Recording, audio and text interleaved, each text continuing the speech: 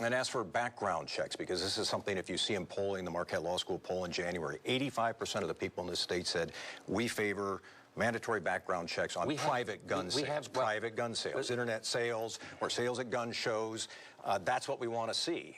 Everybody who has a license to sell a gun, whether it's through a gun show or other means, has to do background checks.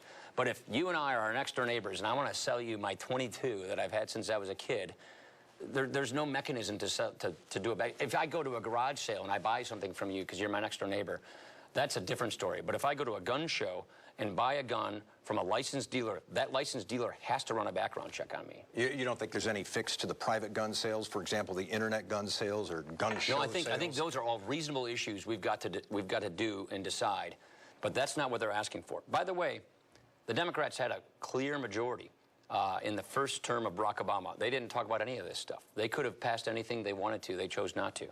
What I worry about is an exploitation of an issue for political gain, for fundraising gain, off of a tragedy.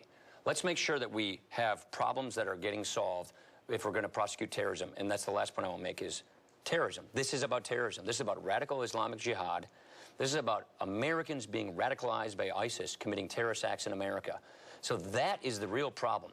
We've got to make sure we're doing what we need to do to keep ourselves safe to prevent future terrorist attacks. And I don't think we should be dissuaded or distracted away from doing that. Those who would look at Sandy Hook, for instance, and would say that's not necessarily the same as what happened in Orlando. Right. That's why we've already passed out of committee our bill on mental health reform, because we do think that there are mentally unstable individuals, that was part of the problem.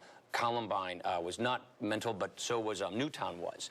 So we've actually passed legislation. We're bringing it up when we get back from the July 4th recess to actually deal with mental health and access to guns on people who are mentally unhealthy.